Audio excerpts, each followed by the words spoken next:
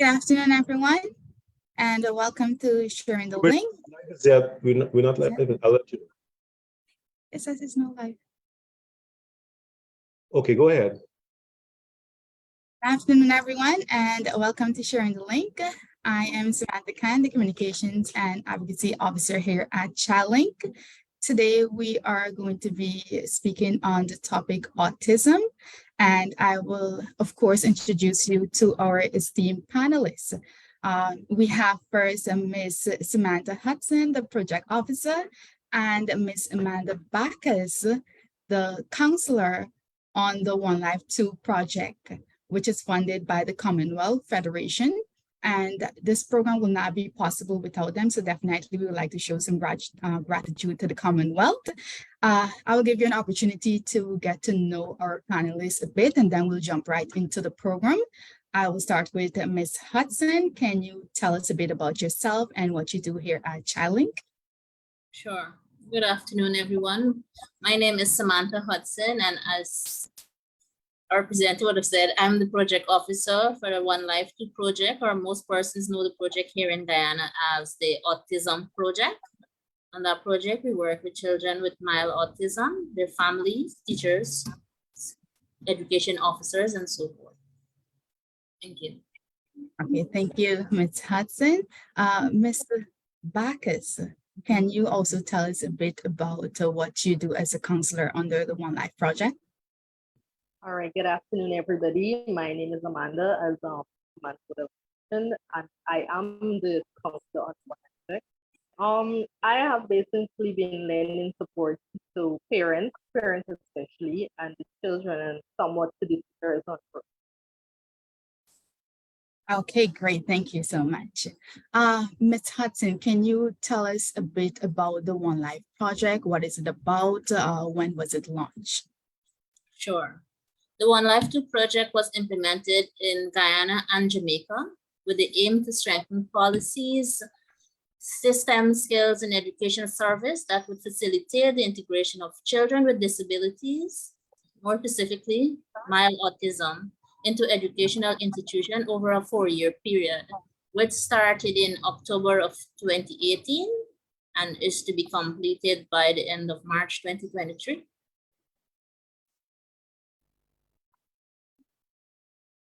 Okay, and what would you tell us autism is? How would you define that for us? Well, according to the CDC, I will give a definition from them. Autism spectrum disorder is a developmental disability caused by differences in the brain. People with autism often have problems with social communication and interaction and restriction and repetitive behaviors or interests. People with autism may also have different ways of learning, moving, paying attention. It is important to note that some people without autism might also have these symptoms. So the best way is to get it checked out and get diagnosed. Okay, definitely. I'm so glad that you raised that point, because I was actually taking a look at it in terms of researching, and I was thinking to myself, you know, there are persons who are not autistic that may show similar symptoms. So we'll definitely get into the aspect of what the public can do in order to be properly diagnosed. Ms. Bacchus, would you be able to tell us a bit about the different level of autism?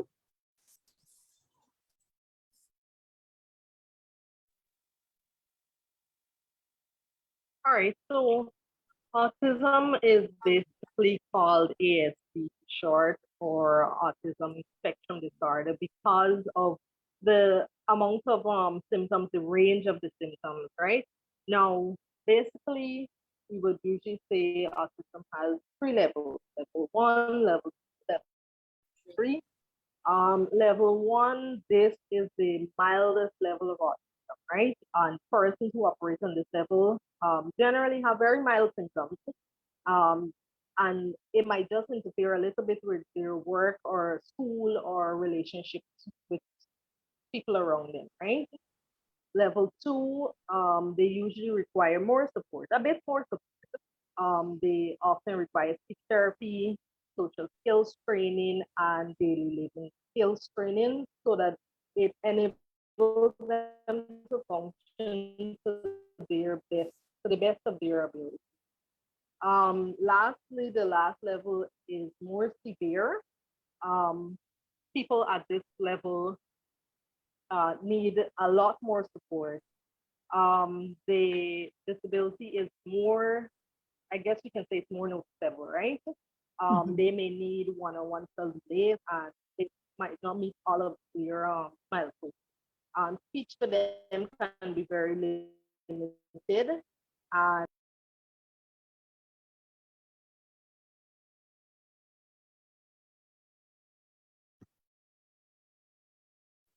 Are you still with us? I think Ms. Bacchus, are you still with us? I think there's probably some internet connection problem. Yes, seems to be some technical difficulties. So it's Hudson and I. She was speaking on the third level of autism. Would you be able to continue from her? Sure. As she was saying, the third level of autism is where it is more noticeable. The child will need more support. The entire family would need support because that child would need support in every aspect of their life. Most times, at that level, the child is nonverbal and so forth. So, as I said, that level is where the support is really needed and a support system is needed for that family. Okay, wonderful. Thank you. I love the fact that you mentioned that it's support not only for the child, but also for the family. And that means that the family would be able to lend that support that the child really needs. So it's very important to come along for help as a family unit. Yes. Definitely. So what do you would say are some of the signs or some of the symptoms that we can look for? Well, the symptoms are vary depending again on the level, but some of the more broader ones are communication and social symptoms. That means that the child, the individual with autism may have difficulty communicating with other people. They often become, it is often apparent in their early childhood. They might have speech delay.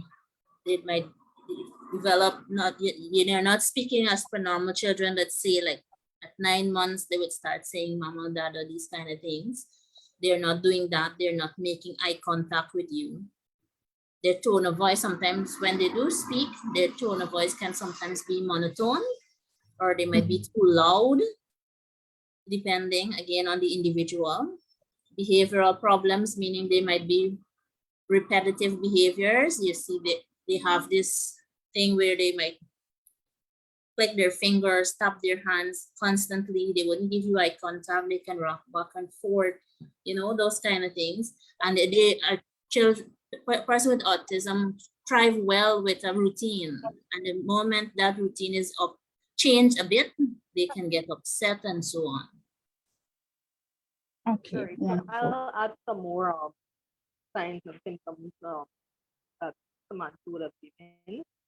Um, One of them that I know is aversion to touch. Now, I remember a parent on the project saying that during one of our first meetings, she said her son was just a few months old when she started noticing that he was not behaving the way her two older children were.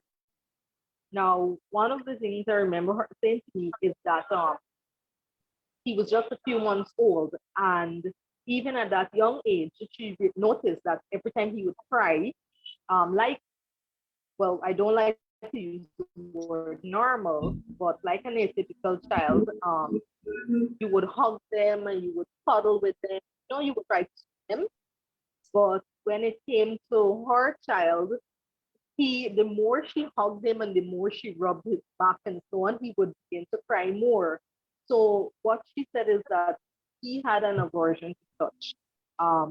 It ended up being that sometimes when he began crying, she would cry not as much as it came to her motherly instinct, as much as she wanted to just hold him and cuddle him. She couldn't do that. Tiptoeing is another sign. sensitive to loud noises.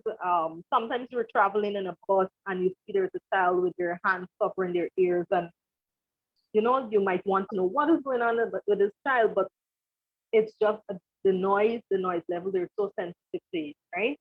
Some of them are very hyperactive. Some of them have an aversion to certain smells, also to some textures. You might notice that a child might not eat things like for us, like mashed potato.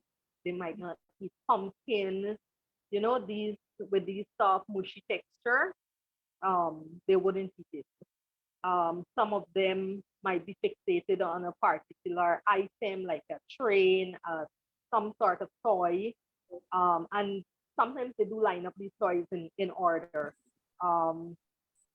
I've seen a child line up his crayons according to the colors, like the different types of blues, the different type of green, leading up to pink and red and so on. That's something that they also do. They also have trouble understanding emotions. Like, let's say, for instance,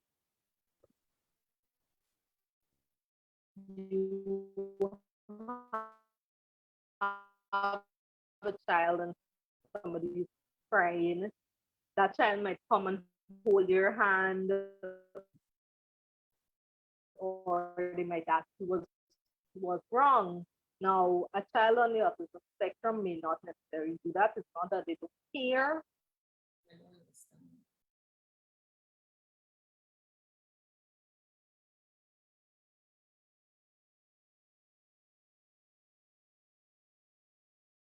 Okay, Ms. Bacchus, if you're still speaking, for some reason I cannot hear you at all. I think definitely it's internet issues, technical difficulties. Okay, no problem. Ms. Hudson, I've noticed that you mentioned that you do place focus on teachers. Like, what are some of the areas that you would train your teachers in?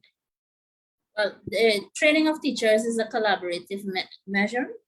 We do not just randomly select teachers and do training with them. We work in collaboration with Ministry of Education, more specifically the SEN unit, the Special Education Needs unit. And we also collaborate with our partner in Jamaica to do these trainings. So we would have discussions with the SEN unit because they know the curriculum that is applicable to Guyana. And we would have discussions and they would say, well, we need training in this area. For example, the individual learning plan.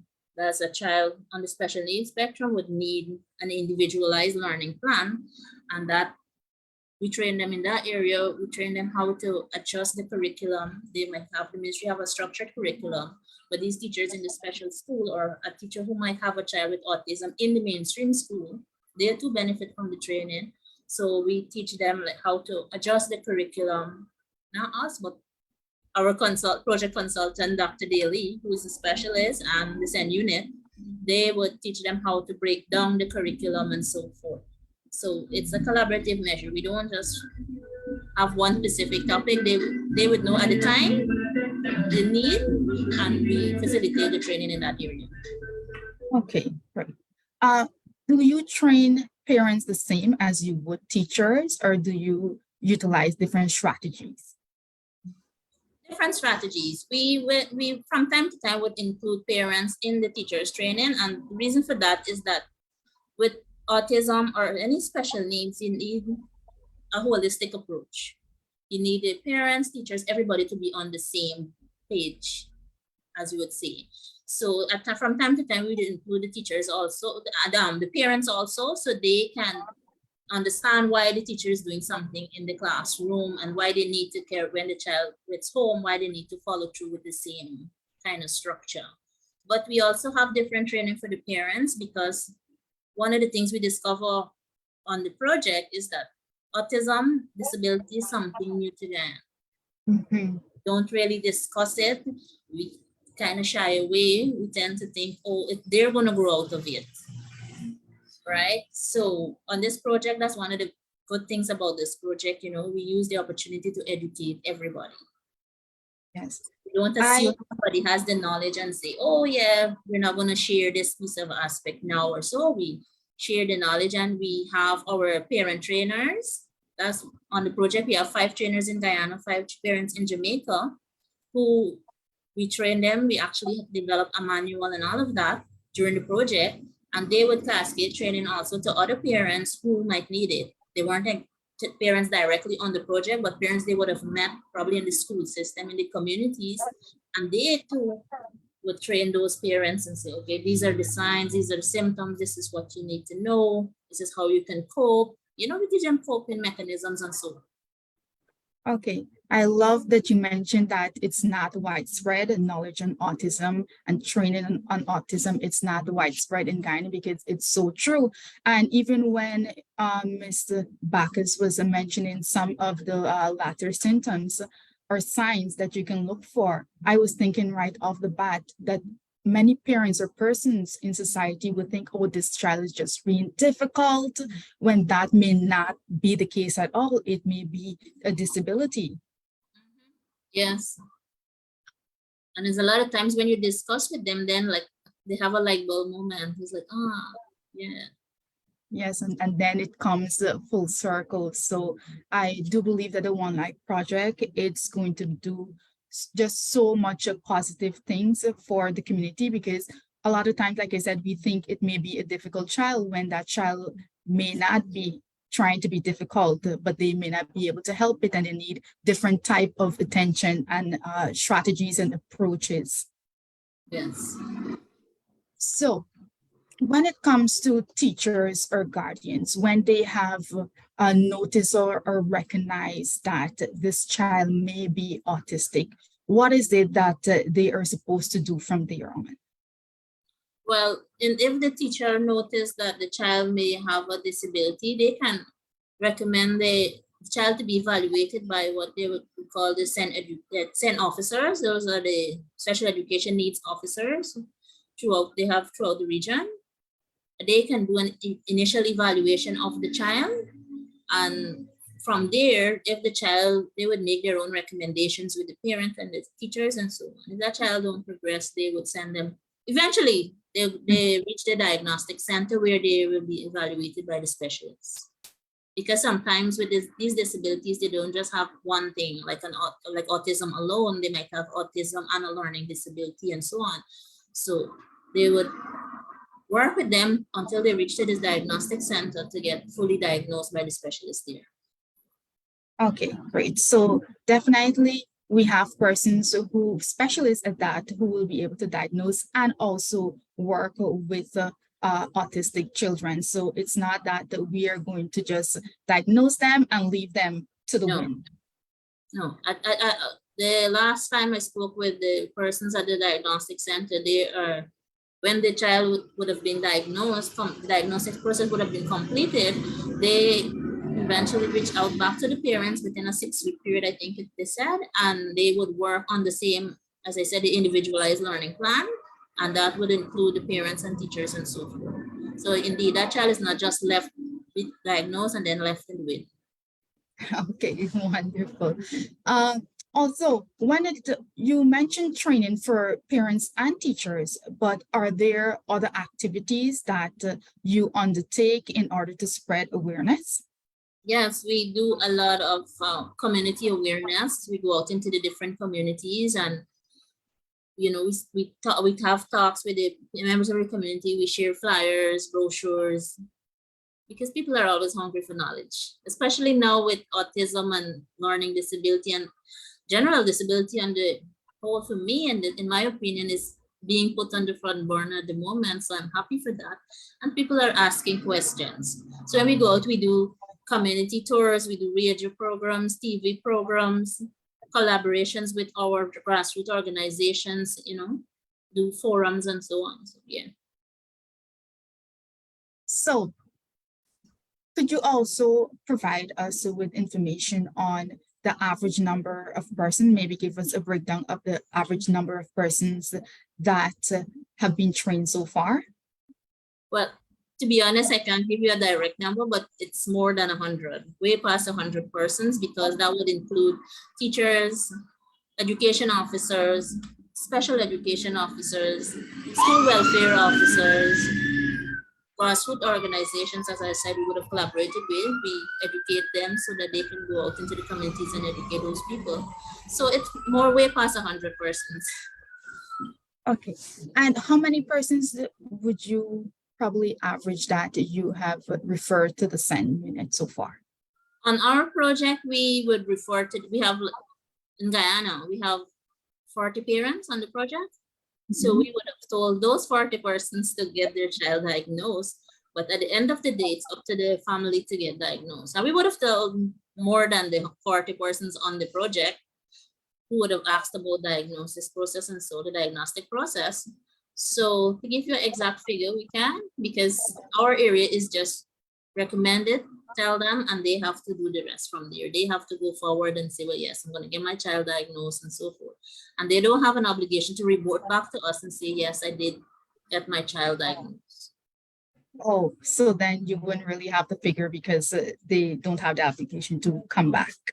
No. But would you also say that, like, what would you say is the willingness of those parents? Like, are they willing to go ahead with the entire process? A few. There, I think because the process is not like a one-time something, you just walk into the center and one time they diagnose, it's a step, a process it would go through. So it might have, you have to visit the center about 3-4 times, sometimes 6 times. And I think the timings and all of that sometimes is not compatible to the parents' schedule. So that hinder them sometimes from going forward. And some persons just think in our Guyanese context, the child is going to grow out of it. So Yes, I definitely understand. What would you say has been your experience on the project, and what are some of the challenges that you have faced? My experience on the project, in all honesty, when I came onto this project, I did not know anything much about disability, much less autism. But my God, I've had the opportunity to learn so much, and now it's become part of me. With the project ending soon, I don't know. I think I'm going to volunteer my service elsewhere just to get children diagnosed and spread the word, because I kind of have a passion for it now. You know, I want to see it further. Challenges, there's a few challenges for me sometimes is when a parent might not want to get their child diagnosed. I'm like, why wouldn't you? Because early diagnosis means early intervention means progress, because we've seen progress with children who would have got diagnosed early. You know, it feels so good when you go back into a classroom and can see that child went from nonverbal to now reading, and because of early intervention. And all the other challenges, sometimes the parent might really do need help other than just some kind of direction. They might need financial assistance and stuff like that. And the system isn't designed to help those persons immediately. So for me, that's a challenge, because it kind of hurts me when I can, but I kind of use my network sometimes to help in the best way I can. So yeah. Okay, well, thank you so much for going above and beyond for our children, Ms. Hudson. Do we happen to have Ms. Bacchus back with us? I think she probably fell off again. So I would just like to take this time to inform the public that April 2nd is World Autism Day, and it highlights the need to help to improve the quality of life for autistic persons so that they can live a full and meaningful life. I will definitely like to thank Ms. Hudson and Ms. Bacchus for being on the program today. I am sure that the public has learned a lot, which they can, of course, try to edify others about this information. And this will be able to help improve just the overall quality of life of persons living with autism.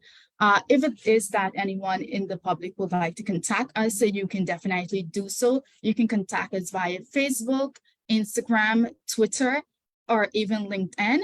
The handle would be ChildLinK Guyana, or you can give us a call. Our phone number is 223-3500. That's 223-3500. Ms. Hudson, Ms. Bacchus, if you can hear us, I definitely thank you for being on the program once more, and have a good one. Thank you. Yep.